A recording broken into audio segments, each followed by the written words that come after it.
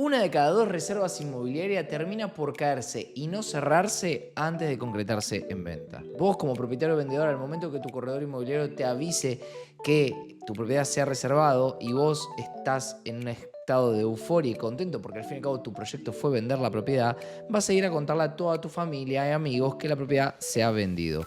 Pero acá es donde tenemos que tener especial cuidado, porque la propiedad no se vende hasta que se vende. La reserva no implica necesariamente que la propiedad se haya vendido.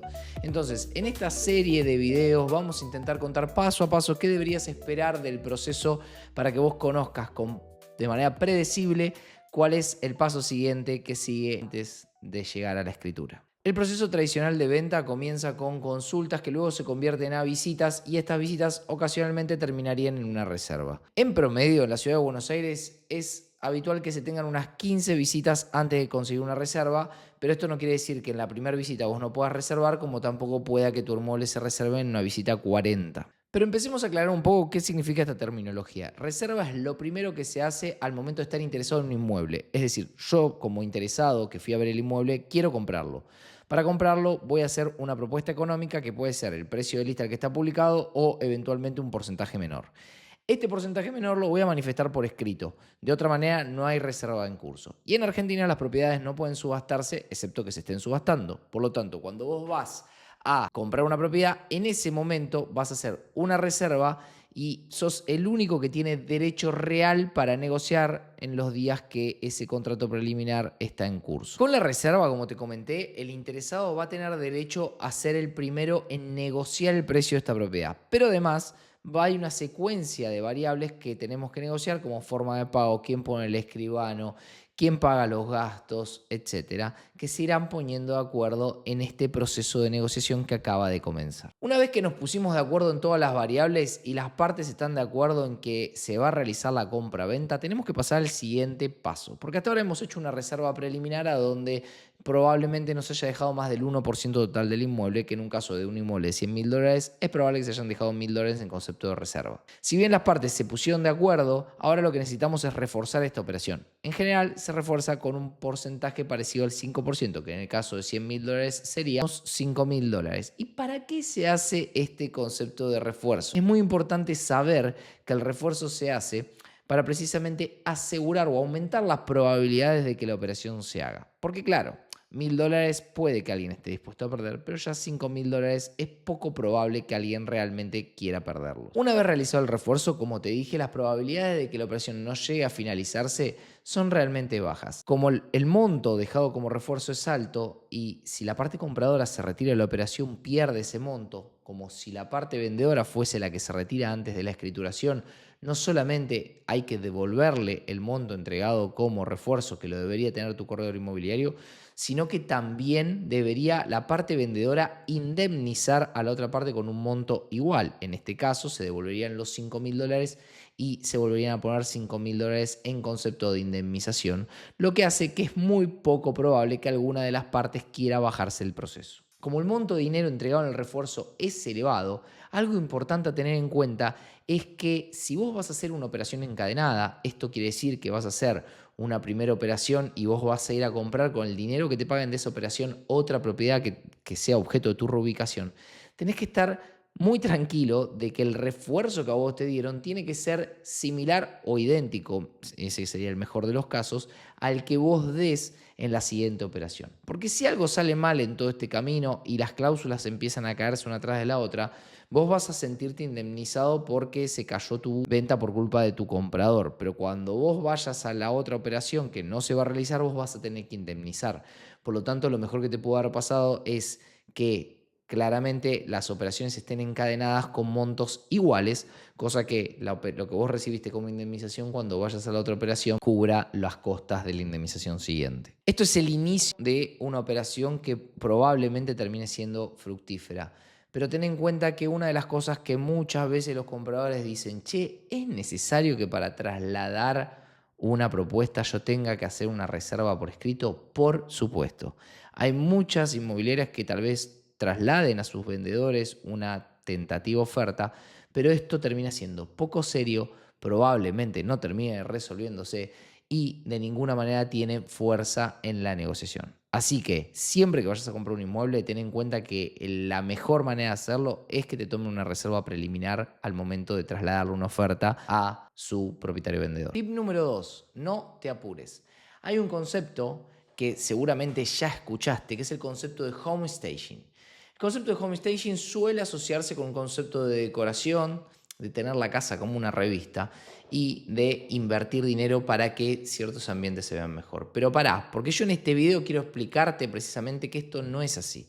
El concepto de home staging tiene la delicadeza de, con pequeña inversión de dinero, limpieza, orden y despersonalización, que vos tengas una casa que es mucho más vendible que otra que no lo tenga. El objetivo del home staging es neutralizar la propiedad para que se vea comercialmente más atractiva. Por lo tanto, no significa que la casa tenga que ser de revista, que requieras de grande inversión de dinero, y sí significa de orden, limpieza y despersonalización. Del living comedor deberías descolgar todos los cuadros que tengan fotos personales, que tengan alguna orientación política, religiosa o futbolística, para que la persona que llegue a ese living pueda encontrarse en un ambiente que lo representa o un ambiente donde puede imaginarse con sus cosas. A mí me gusta siempre decir que el interesado no solo está comprando metros cuadrados, sino que está comprando la fantasía de vivir en un lugar que va a ser su nuevo hogar. Por lo tanto, lo que te estoy pidiendo es que lo ayudes a caminar el sendero de esa fantasía. En el dormitorio deberías hacer la cama, también bajar cualquier tipo de cuadro que tengas y además de esto ventilar muy bien. La gente en los dormitorios precisamente duerme. Por lo tanto, puede sucederte, como a mí me sucedió, que me hayan dicho, no me imagino durmiendo en este cuarto por el aroma que tiene.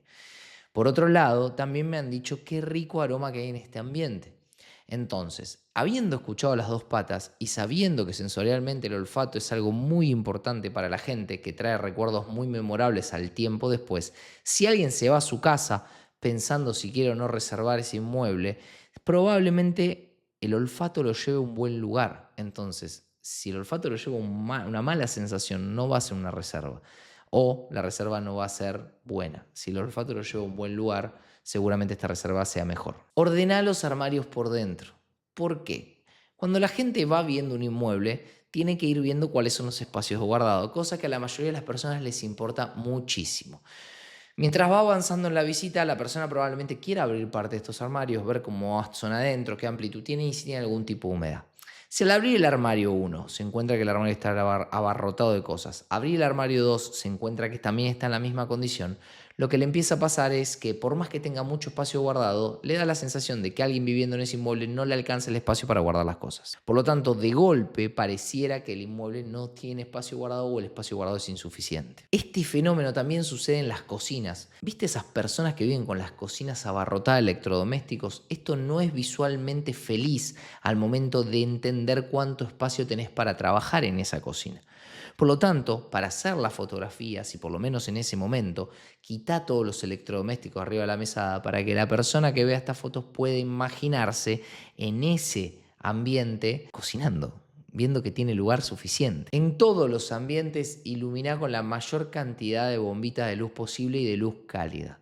No me importa si el ambiente es luminoso o oscuro, tiene que estar bien iluminado. Cuando uno ingrese a una cocina, las heladeras son clave. En general, pegamos imanes en las heladeras, imanes que son muy propios. Descolgalos todos porque esto pueden referir a un viaje, pueden referir a un tipo de comida que te guste comer, pero a la persona no lo va a hacer sentirse como en casa. Y el fenómeno es que todo el tiempo busquemos que esta persona se sienta en su hogar. Por lo tanto, descolguemos todos los imanes para que esta persona se sienta viviendo como en su propia casa y dejemos la heladera blanca y limpia. Cuando accedamos a los exteriores, un tip crítico si vos tenés terrazas grandes, balcón, patio, es que los llenes de plantas y de verde. Si tenés un jardín que tiene un pasto medio deteriorado, trata de invitar a un jardinero que lo mejore. ¿Por qué? Porque la gente desde adentro, desde las ventanas, se suelen ver estos espacios verdes. Entonces, imaginarte viviendo en un lugar totalmente lleno de plantas, aunque después las plantas no estén porque te las lleves, es algo mucho más favorable que imaginarte viviendo en un lugar sin verde. A la mayoría de las personas los espacios verdes les gustan. Ahora, hasta acá hiciste todo lo que estaba a tu alcance para hacer un buen home staging. Pero al momento de hacer las fotos, tenés que, si las haces vos o si tenés un corredor inmobiliario que te está ayudando en el proceso de venta, asegurarte que hayan invertido en buena fotografía. No podés solamente sacar fotos con tu celu mal sacadas. Tiene que venir un fotógrafo profesional que haga fotos de calidad, un video de calidad y que esté calificado no solamente con el instrumento que use para sacar la foto, sino saber cómo sacan esas fotos para que el inmueble se vea aún mejor con todos estos consejos de home staging que te di. ¿Se puede caer una operación de $300.000 porque no se pueden negociar $150 de sellados? ¿O porque no se pueda negociar el lugar de escrituración? ¿O porque no se puedan poner de acuerdo en quién va a ser el escribano que va a hacer la operación? Bueno, parece totalmente absurdo, pero te puedo asegurar que las operaciones se caen por este tipo de cosas. Por eso en este fragmento del video y el tip número 3 vamos a ver cuáles son las variables que se deben negociar al momento de hacer el refuerzo de la operación. Número 1, se debe negociar el tipo de operación. Claramente acá estamos hablando de un tipo de compraventa, pero esta compraventa no necesariamente sea en todos los casos igual. En algunos casos puede que tengamos un caso de hipoteca, en otros casos puede ser que tengamos un caso de permuta y en otros casos que tengamos una compra directa con pago en efectivo. La variable número 2 es el monto de la oferta. Habitualmente la mayoría de las personas fantasea con que esta es la única variable a negociar, que si bien es la más importante porque sin llegar a un acuerdo económico todo lo demás no prospera, no es la única variable que nos va a llevar a buen puerto. Pero sí debe quedar plasmado y escrito cuál es el monto que se va a reservar y en qué moneda. Ahora, habitualmente los porcentajes de negociación sobre precios de lista en la ciudad de Buenos Aires suelen rondar entre el 5 y el 7%. Esto es un promedio. Hay propiedades que se negocian un 10 y propiedades que se negocian nada, cero. Se venden a precio de lista. Claramente depende mucho del estado en el que esté el inmueble, porque un inmueble a estrenar va a tener seguramente menos porcentaje de negociación que un inmueble a refaccionar que va a tener porcentajes más grandes. Sin embargo, cuando a vos te tasen el inmueble, el objetivo del corredor va a ser encontrar el punto de equilibrio donde realmente ese inmueble traiga suficientes visitas para que la negociación sea lo más corta posible. Si a vos te está visitando gente con fluidez y estás teniendo un precio de lista que es bastante parecido a un factible precio de cierre, el porcentaje de negociación que va a haber tiene que ser ínfimo, incluso ser menor del 5%.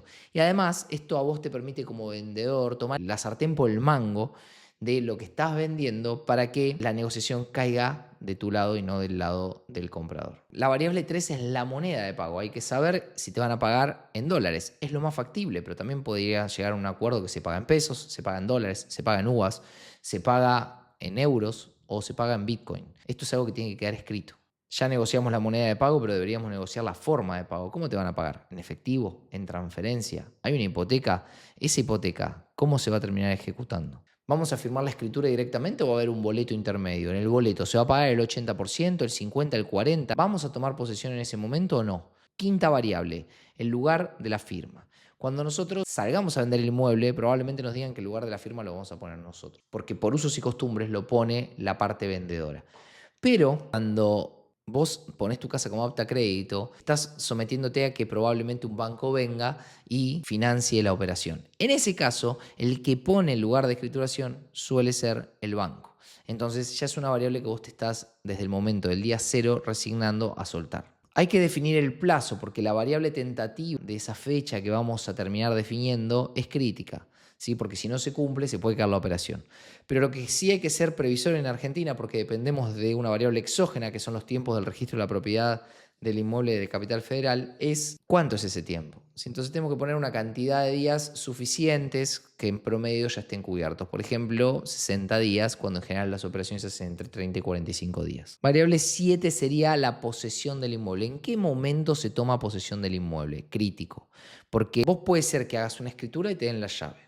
Puede ser que hagas un boleto, pagues el 50% y no te den la llave. Puede que hagas el 80% en boleto y te den la llave.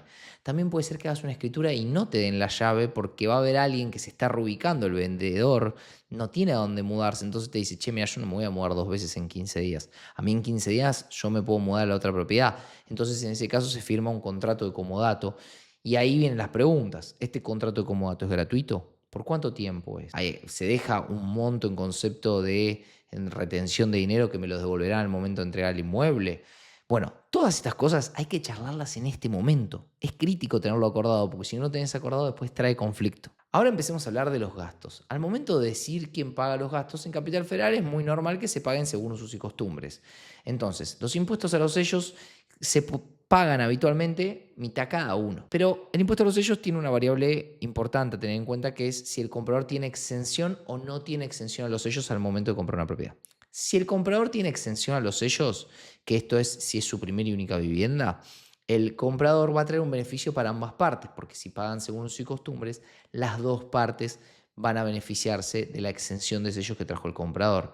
Pero ojo, ten en cuenta que si esto no lo usaste como una herramienta de negociación, te estás equivocando, porque la oferta que trae el comprador que va a tener exención de sellos, es una oferta que precisamente es superadora, porque dependiendo de la operación pueden ser $2.000, $3.000, $4.000 o $5.000 que se están ahorrando las partes de pagar y por lo tanto el vendedor se las está ahorrando. Entonces esto es algo que debemos conocerlo de antemano y que debería quedar escrito de que el comprador se compromete a no tener ninguna vivienda en Capital Federal, por lo tanto poder acceder a la exención de sellos pertinente. Ahora, ¿quiere decir que obligatoriamente los sellos los van a pagar 50-50? No necesariamente. Es una variable que se negocia. Y si por algún motivo alguna de las partes no quisiera pagar sellos, podría ser un punto en cuestión que se termine llegando a un acuerdo si otra de las partes se quiere hacer cargo de eso. Otro gasto que hay que tener en cuenta de cómo se va a negociar son los gastos de escrituración. Habitualmente los gastos de escrituración, la parte compradora paga los gastos que se llaman posescriturarios, que es la generación de su escritura, y la parte vendedora paga los gastos preescriturarios, que es precisamente todo lo que tiene que ver con el estudio de sus títulos para saber si está todo en orden para vender la propiedad.